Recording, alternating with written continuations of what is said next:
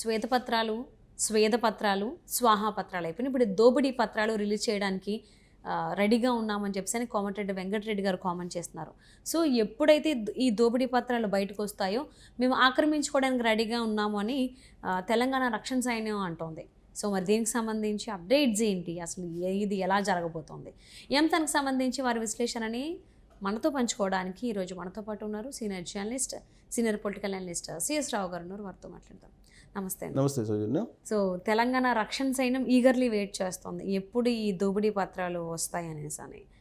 దానికి కోమటిరెడ్డి వెంకటరెడ్డి గారు రిలీజ్ చేస్తాం త్వరలోనే అన్నారు. ఈవెన్ దానికంటే ముందు స్వాహా పత్రాన్ని రిలీజ్ చేస్తూ ఉన్నారు. ఇప్పుడు స్వాహా కాస్త పోయి దోపిడీ పత్రాలు, డైరెక్ట్గా దోపిడీ పత్రాలే అంటున్నారు. అవి ఎప్పుడు రాబోతున్నాయి, తెలంగాణ రక్షణ సైన్యం ఎప్పుడు వాటిని ఆక్రమించుకోబోతుంది, అసలు జరుగుతుందా, ఇది జరిగితే ఎప్పుడు జరుగుతుంది? అది ఈగర్లీ వెయిటింగ్, తెలంగాణ సమాజం ఈగర్లీ వెయిటింగ్.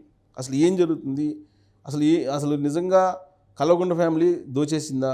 రేవంత్ రెడ్డి చెప్పినట్టు 1,00,000 కోట్లు లేదా 30,000 ఎకరాలు ఇలా ఎన్నికల సమయంలో చాలా చెప్పారు రేవంత్ రెడ్డి. హైదరాబాద్ చుట్టుపక్కల 30,000 ఎకరాలు ఆక్రమించారు కల్వకుంట్ల ఫ్యామిలీ, 1,00,000 కోట్లకు పైగా దోచేశారు, ఫామ్ హౌస్లు ఉన్నాయి, విలాసవంతమైన భవంతులు ఉన్నాయి, వీటన్నిటిని మేము స్వాధీనం చేసుకుంటాం, ఇలాంటివన్నీ చాలా చెప్పారు. రేవంత్ రెడ్డి చెప్పారు, కోమటిరెడ్డి వెంకటరెడ్డి చెప్పారు, తర్వాత కాంగ్రెస్ పార్టీకి సంబంధించినటువంటి అనేక మంది ఇదే చెప్పారు. పబ్లిక్ కూడా నమ్మారు కాబట్టి అందుకే ఆ దోపిడీ ఎలా జరిగిందనేది శ్వేతపత్రాల రూపంలో అసెంబ్లీ వేదికగా కాంగ్రెస్ పార్టీ బయటపెట్టింది, ప్రజాక్షేత్రంలోకి పంపించింది. So at the same time అదంతా తప్పు అని చెప్పి బీఆర్ఎస్ పార్టీ నాయకులు ఏం చెప్పారు, కల్వకుంట్ల ఫ్యామిలీ ఏం చేసింది, శ్వేతపత్రాలు అని చెప్పేసి విడుదల చేసింది. ఆ శ్వేతపత్రాలకు కూడా సెంటిమెంట్ని రంగరించారు వాళ్ళు.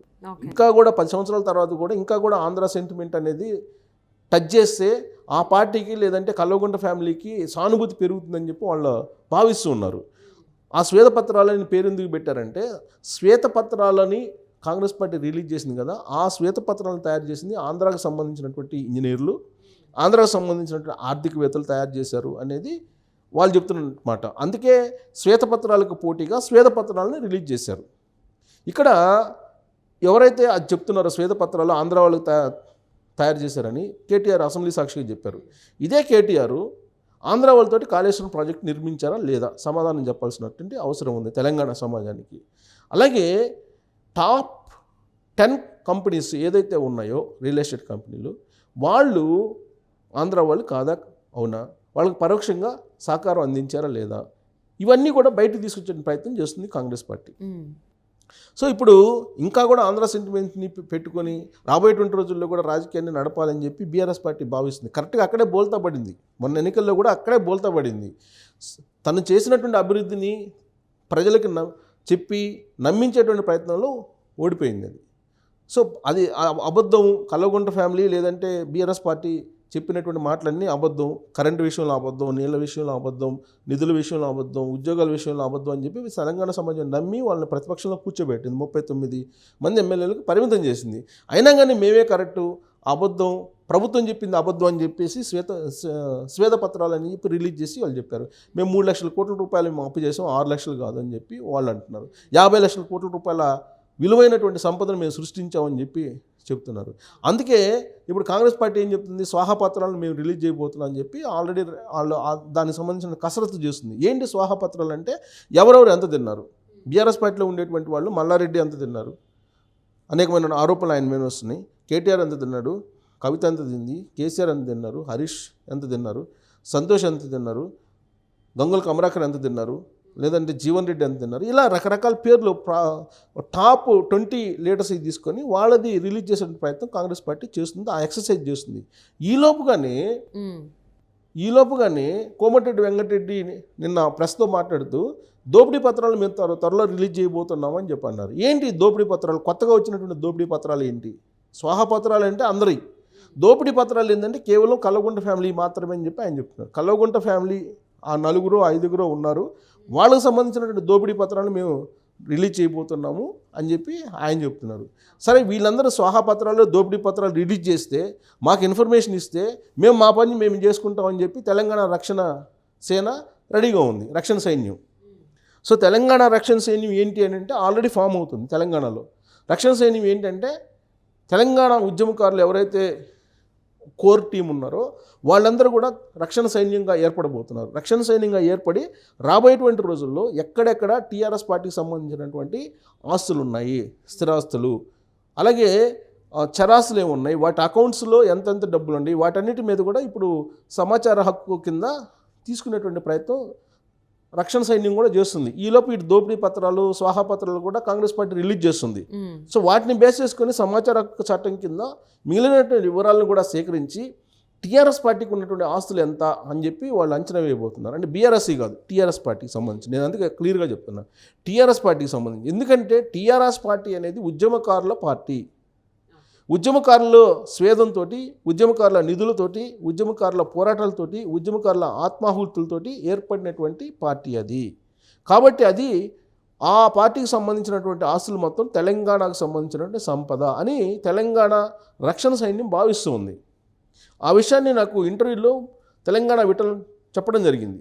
సో తెలంగాణ రక్షణ సైన్యం కార్యాచరణను తయారు చేయబోతుంది. రాబోయేటువంటి రోజుల్లో ఆ సైన్యం యొక్క కార్యాచరణ ఎలా ఉండబోతుందని అంటే వాళ్ళు చెప్తున్న దాన్ని తెలుసుకోవడంతో పాటు అఫీషియల్గా వాటిని ఆక్యుపై చేయాలి, ఆక్రమించాలి. అంటే తెలంగాణ రక్షణ సైన్యానికి తెలంగాణ ప్రభుత్వం సహకరిస్తుందా? డెఫినెట్గా. ఎందుకంటే దోపిడీ పత్రాలు, స్వాహా పత్రాలు వాళ్ళే రిలీజ్ చేస్తున్నారు కదా. రిలీజ్ చేస్తున్నప్పుడు అది తెలంగాణ సంపద అనేది వాళ్ళే నిర్ధారిస్తుంది, ప్రభుత్వం నిర్ధారిస్తుంది. ప్రభుత్వం నిర్ధారిస్తున్న సమయంలో తెలంగాణ రక్షణ సైన్యం ఆ ఆస్తుల్ని స్వాధీనం చేసుకునేటువంటి ప్రయత్నం చేస్తుంది. సో ఇప్పటికే తెలంగాణ రక్షణ సైన్యానికి కొంత అవగాహన ఉంది, ఎక్కడెక్కడ టీఆర్ఎస్ పార్టీకి సంబంధించినటువంటి ఆస్తులు ఉన్నాయి, ఎక్కడెక్కడ సంపద ఉంది అని. సో వాటిని ఆక్యుపై చేసుకోవడానికి ఒక కమిటీగా ఏర్పడబోతుంది. సో తెలంగాణ రక్షణ సైన్యం కనుక రంగంలో దిగితే అప్పుడు ప్రభుత్వం సహకరిస్తుందా లేదా అనేది మరొక ప్రశ్న. అయితే ఈలోపుగానే దోపిడీ పత్రాలు, స్వాహా పత్రాలు కూడా బయటకు రాబోతూ ఉన్నాయి.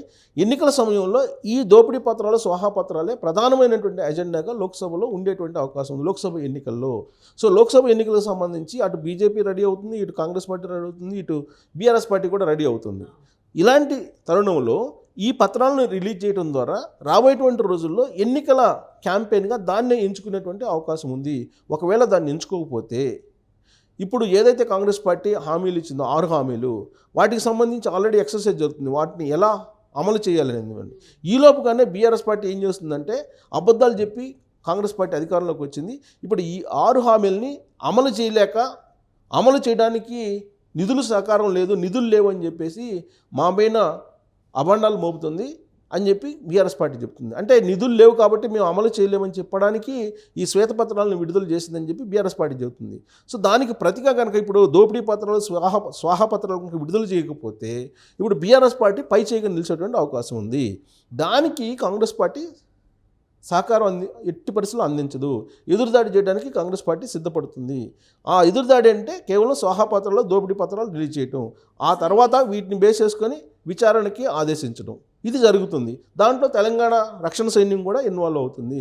ఇన్వాల్వ్ అయితే కనుక టీఆర్ఎస్ పార్టీకి సంబంధించిన ఆస్తులన్నింటి మీద కూడా మాకు హక్కు ఉంది అని చెప్పి వాళ్ళు న్యాయ పోరాటం చేయడానికి కూడా సిద్ధమవుతున్నారు అనేది ఇప్పుడు తెలంగాణ సమాజంలో జరుగుతున్నటువంటి చర్చ. లోక్సభ ఎన్నికలకి ఈ స్వాహా పత్రాలు అలాగే దోపిడీ పత్రాలని బేస్ చేసుకుని వెళ్తుంది అంటున్నారు కదా కాంగ్రెస్ పార్టీ.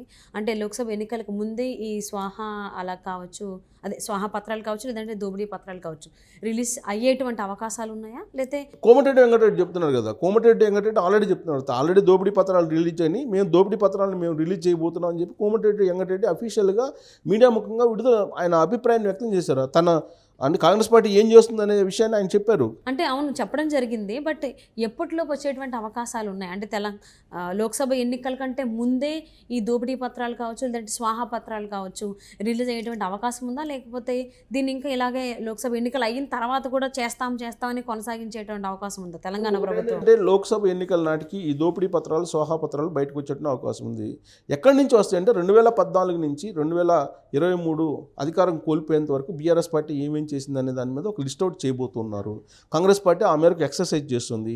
ప్రధానంగా నయీం ఎన్కౌంటర్ జరిగిన తర్వాత నయీం ఆస్తులు ఎక్కడికి వెళ్ళినాయి అనే అక్కడి నుంచి ప్రారంభించి మియాపూర్ భూకుంభకోణం దగ్గర తీయటానికి ఈ దోపిడీ పత్రాలని తయారు చేస్తూ ఉన్నారు. ఈ దోపిడీ పత్రాలు బయటకు వస్తే ఖచ్చితంగా టీఆర్ఎస్ పార్టీకి సంబంధించి లేదా ఇప్పుడున్నటువంటి బీఆర్ఎస్ పార్టీకి సంబంధించినటువంటి నేతల యొక్క, ప్రత్యేకించి కల్వకుంట్ల ఫ్యామిలీ యొక్క మొత్తం వ్యవహారం తెలంగాణ సమాజం ముందు ఉంచేటువంటి అవకాశం ఉంది. ఇది ఫస్ట్ స్టెప్.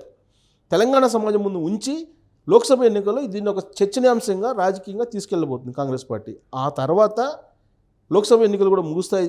ఆ తర్వాత సిట్టింగ్ జడ్జి చేత విచారణ చేపిస్తారా, లేదంటే సిబిఐకి ఇస్తారా, లేదంటే ఈడీకి ఇస్తారా, లేదంటే తెలంగాణ సిఐడికి ఇస్తారా, లేదంటే ప్రత్యేకమైనటువంటి సిట్ని ఏర్పాటు చేసి విచారణకు ఆదేశిస్తారా అనేది నెక్స్ట్ క్వశ్చన్. సో అంటే తర్వాత ఏం జరుగుతుంది అనేది. బట్ ఈ లోక్సభ ఎన్నికలకు మాత్రం దీన్ని ఒక రాజకీయపరమైన అస్త్రంగా కాంగ్రెస్ పార్టీ ఉపయోగించుకోవడానికి స్వాహా దోపిడీ పత్రాలను మాత్రం సిద్ధం చేస్తున్నారు. ఆ విషయాన్ని కోమటిరెడ్డి వెంకటరెడ్డి చెప్పారు. కాబట్టి త్వరలోనే మనం చూడబోతున్నాం.